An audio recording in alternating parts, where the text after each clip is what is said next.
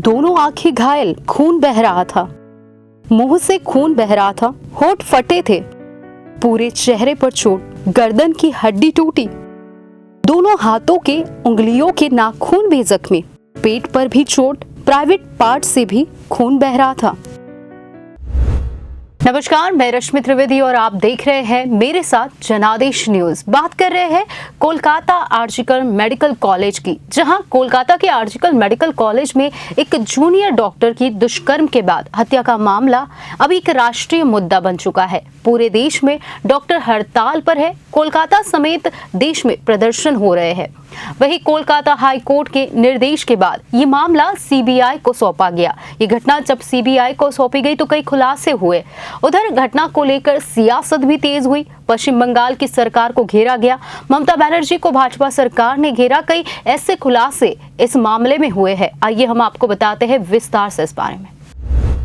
9 अगस्त की रात हुई इस घटना ने संस्थागत लापरवाही, साक्ष्यों से छेड़छाड़ की संभावना और कानून प्रवर्तन की भूमिका को लेकर चिंताजनक सवाल खड़े कर दिए हैं। लोगों में बढ़ते आक्रोश के साथ मामले के कई नाटकीय मोड़ मामले ने लिए, जिसमें एक प्रमुख संदिग्ध संजय रॉय की गिरफ्तारी और जांच को केंद्रीय जांच ब्यूरो यानी सीबीआई को सौंपना शामिल है। 9 अगस्त की रात को कोलकाता के आर्जिकल मेडिकल कॉलेज एवं अस्पताल की द्वितीय वर्ष की स्नातकोत्तर प्रशिक्षु डॉक्टर ने अपनी जूनियर डॉक्टर के साथ खाना खाया। इसके बाद उन्होंने अस्पताल के सेमिनार हॉल में आराम करने का निर्णय लिया, क्योंकि वहां आराम करने के लिए कोई और जगह थी ही नहीं। अगले सुबह उसका अर्धनग्न शव उसी हॉल में पाया गया, जिससे बलात्कार और हत्या की आशंका भी पैदा हुई। पीड़ित के पिता ने यौन उत्पीड़न के स्पष्ट संकेत देते हुए गंभीर चिंता व्यक्त की थी और अस्पताल पर जांच में देरी करने का आरोप भी लगाया। बच्ची 31 इयर्स ओल्ड की ऐसी खत्म हो जाती है, उनको 3 घंटा खड़ा रखा और ये हाथ जोड़ते रहे, हमें एक बार दिखाओ, हमारी बच्ची का मुंह एक बार दिखाओ।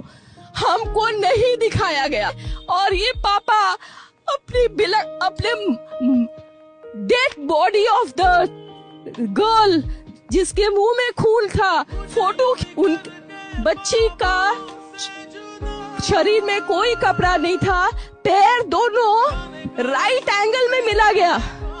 राइट एंगल में एक पांव बेड के इस तरफ, एक पांव बेड के इस तरफ मिला गया। जब तक पेल्विक गर्डल नहीं टूटता है, इस तरह 2 पांव को नहीं चीरा जा सकता है। चश्मे को कूटा गया, जिसके वजह से आंखों से खून निकल गया, गला दबाकर मारा गया। और पूरा ये जो मैं बोल रही हूँ, ये पूरा पोस्टमार्टम रिपोर्ट में वायरल हुआ है, आप लोग कृपया देखिए। 31 वर्षीय डॉक्टर के पिता ने उसे भयावह दृश्य का वर्णन किया जब उन्होंने अपनी बेटी का शव देखा। उनके पैर अलग अलग थे और एक हाथ उसके सिर पर था। उन्होंने दुख व्यक्त किया कि परिवार को उनका शव देखने के लिए 3 घंटे तक इंतजार करना पड़ा था, जिससे उनकी पीड़ा और ज्यादा बढ़ी। हत्या के शिकार डॉक्टर के माता पिता का कहना था कि उन्हें विभाग से फोन आया कि उनकी बेटी ने आत्महत्या कर ली है। मां ने कहा कि शव को देखकर कोई भी बता सकता था कि यह हत्या थी। हालांकि पुलिस ने दावा किया कि उन्होंने इसे कभी आत्महत्या कहा ही नहीं। आर्जिकल मेडिकल कॉलेज एवं अस्पताल के पूर्व प्रमुख डॉक्टर संदीप घोष को मामले के दौरान उनके नेतृत्व और प्रतिक्रिया पर चिंता जताए जाने के बाद छुट्टी पर जाने को कहा गया। डॉक्टर घोष को पीड़ितों को दोषी ठहराने वाली टिप्पणियों और कर्मचारियों की पर्याप्त सुरक्षा सुनिश्चित करने में विफल रहने के कारण बड़ी कड़ी आलोचना का सामना करना पड़ा था, जिसके बाद उन्होंने अपने पद से इस्तीफा भी दे दिया। हालांकि बात तब बढ़ी जब आश्चर्यजनक घटनाक्रम में मात्र 24 घंटे के बाद ही उन्हें कलकत्ता मेडिकल कॉलेज एवं अस्पताल के प्रिंसिपल के पद पर पुनः बहाल कर दिया गया था। अस्पताल के जूनियर डॉक्टर ने अपराधियों की तत्काल गिरफ्तारी की मांग करते हुए आपातकालीन सेवाओं को छोड़कर अन्य सभी सेवाएं बंद कर दी। विरोध प्रदर्शनों ने पूरे देश में स्वास्थ्य सेवाओं को काफी हद तक बाधित कर दिया। हालांकि क्योंकि छात्र संगठन और चिकित्सा पेशेवर त्वरित न्याय की मांग कर रहे हैं।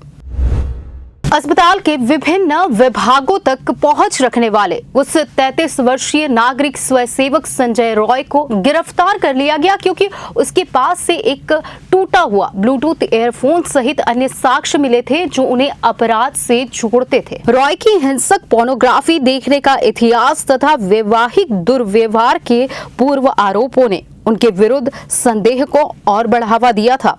अधिकारी वरिष्ठ पुलिस अधिकारी के साथ उसकी घनिष्ठ संबंधों की जांच कर रहे हैं, जिनके कारण कथित तौर पर उसे अस्पताल में प्रवेश की अनुमति मिली।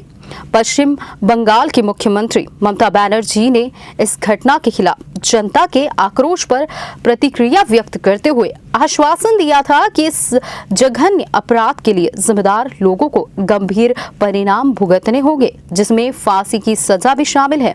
उन्होंने पीड़िता को न्याय सुनिश्चित करने के लिए सरकार की प्रतिबद्धता पर जोर दिया। सीसीटीवी फुटेज नष्ट कर दिए गए, साक्ष्यों से छेड़छाड़ के आरोप भी लगे। केंद्रीय सूचना मंत्रालय की वरिष्ठ सलाहकार कंचन गुप्ता ने दावा किया था कि अपराध से संबंधित सीसीटीवी फुटेज नष्ट कर दिए गए हैं, जिससे ये संकेत मिलता है कि अपराध को छिपाने की कोशिश की जा रही है। इस आरोप के जांच के प्रति जनता का अविश्वास और बढ़ गया। न्याय में देरी न्याय से इनकार के समान है। मामला अब सीबीआई को सौंपा जाए, ये थी मांग। जांच में गंभीर खामियों और प्रगति की कमी का हवाला देते हुए कोलकाता उच्च न्यायालय ने मामला केंद्रीय जांच ब्यूरो यानी सीबीआई को स्थानांतरित कर दिया। फॉरेंसिक और मेडिकल विशेषज्ञों सहित कई विशेष टीम ने घटना की नए सिरे से अब जांच शुरू कर दी थी। 14 अगस्त को रिक्लेम द नाइट नामक एक शांतिपूर्ण विरोध प्रदर्शन हिंसक हो गया था। क्यों हुआ? जब भीड़ ने आरजीकर मेडिकल कॉलेज में घुसपैठ की, जहां यह अपराध हुआ था। भीड़ ने अस्पताल की संपत्ति को नुकसान पहुंचाया और पुलिस के साथ झड़प भी की, जिसके परिणाम स्वरूप कई लोग घायल भी हुए। शुरू में सोशल मीडिया अभियानों से प्रेरित विरोध प्रदर्शन घटना पर देशव्यापी आक्रोश को दर्शाता है। वही बात करें प्रधानमंत्री नरेंद्र मोदी जी की, तो प्रधानमंत्री नरेंद्र मोदी ने स्वतंत्रता दिवस पर लाल किले से अपने संबोधन में भारत में महिलाओं के खिलाफ बढ़ती हिंसा की घटनाओं पर गहरी चिंता भी व्यक्त की थी। केंद्रीय स्वास्थ्य मंत्रालय ने एक निर्देश जारी कर कहा कि सभी केंद्रीय और राज्य सरकार संचालित अस्पताल अपने परिसर में किसी भी हिंसा की घटना के 6 घंटे के भीतर पुलिस में शिकायत दर्ज करवाए। निर्देश में स्पष्ट किया गया कि यदि ये आवश्यकता पूरी नहीं की गई तो संस्था प्रमुख को जवाबदेह ठहराया जाएगा। केंद्रीय जांच ब्यूरो यानी सीबीआई को संजय रॉय पर झूठ डिटेक्टर परीक्षण यानी लाई डिटेक्टर परीक्षण करने के लिए कोलकाता की एक अदालत से मंजूरी मिली है। सूत्रों के हवाले से बताया गया कि प्रारंभिक जांच में पता चला कि आरोपी संजय रॉय ने अपराध करने से पहले शराब पी रखी थी। क्या एफआईआर में कहा गया है ये हत्या थी? हम अब बात कर रहे हैं सीजेआई की। सीजेआई ने कहा कि देर रात तक कोई एफआईआर दर्ज नहीं थी। इस बिंदु पर पश्चिम बंगाल सरकार की ओर से पेश हुए वकील कपिल सिब्बल ने कहा कि एक अप्राकृतिक मौत का मामला तुरंत दर्ज किया गया था, जो एक एफआईआर है। उन्होंने कहा कि मामले में जांच की गई थी। क्या एफआईआर में कहा गया कि ये एक हत्या थी? सीजेआई ने ये पूछा था। जी हाँ, पीड़िता की ओर से पेश सॉलिसिटर जनरल तुषार मेहता ने लाइव लॉ के हवाले से कहा, पीड़िता के वरिष्ठ डॉक्टरों और सहकर्मियों ने वीडियोग्राफी की मांग की। इसका मतलब है कि उन्हें भी लगा कि मामले को छुपाया जा रहा है। पहले के संदेहों के विपरीत सीबीआई की जांच से अब तक पता चला है कि डॉक्टर के साथ सामूहिक बलात्कार नहीं हुआ था। फॉरेंसिक रिपोर्ट ने एक ही व्यक्ति यानी संजय रॉय की संलिप्तता की ओर इशारा किया। सीसीटीवी फुटेज ने भी इसमें इमारत में उसे जाते हुए देखा, उसकी मौजूदगी की पुष्टि की जहां अपराध हुआ था।